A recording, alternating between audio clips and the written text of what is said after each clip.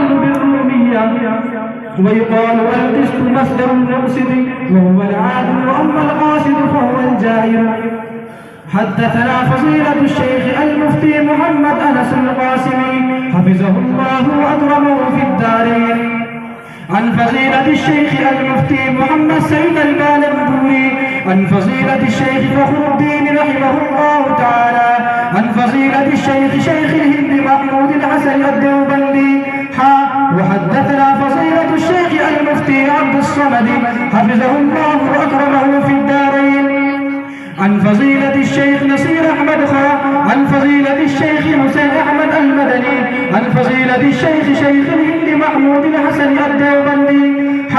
وحدثنا فضيلة الشيخ المفتي عبد الصمد حفظه الله وأكرمه في الدارين، وفضيلة الشيخ المفتي محمد أنس القاسمي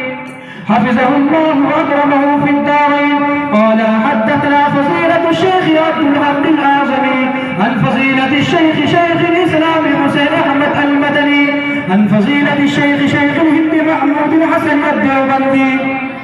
عن الشيخين الجليلين الكريمين، عن شيخ العلامة قاسم العلوم والخيرات محمد قاسم النانوتبي، وشيخ العلامة فقيه العصر رشيد أحمد الجنجوهي، وهما يرويانه عن العارف بالله شيخ عبد الغني المجددي، عن مولانا الإمام الحجة شيخ محمد إسحاق الدهلبي، عن الشاه عبد العزيز الدهلبي، عن العارف بالله شيخ ولي الله أحمد بن عبد الرحيم النقشبندي. قال أخبرنا شيخ أبو طاهر محمد بن إبراهيم الكردي قال أخبرنا والدي الشيخ إبراهيم الكردي قال قرأت على الشيخ أحمد الكشاشي قال أخبرنا الشيخ أحمد بن عبد القدوس المكشافي قال أخبرنا الشيخ محمد بن أحمد الرملي، عن الشيخ زكريا بن محمد أبي يحيى الأنصاري قال قرأت على الشيخ الحافظ الحجة أحمد بن علي بن الحجر الأسقلاني، عن الشيخ إبراهيم بن أحمد التنوخي، عن الشيخ أحمد بن أبي طالب، عن الشيخ السراج الحسين المباركي، عن الشيخ عبد الأول بن عيسى العربي، عن الشيخ عبد الرحمن المظفر الداودي، عن شيخ أبو محمد عبد الله بن أحمد السرخسي، عن الشيخ أبي عبد الله محمد بن يوسف الفربري، عن الإمام الجليل الحافظ الحجة أمير المؤمنين في الحديث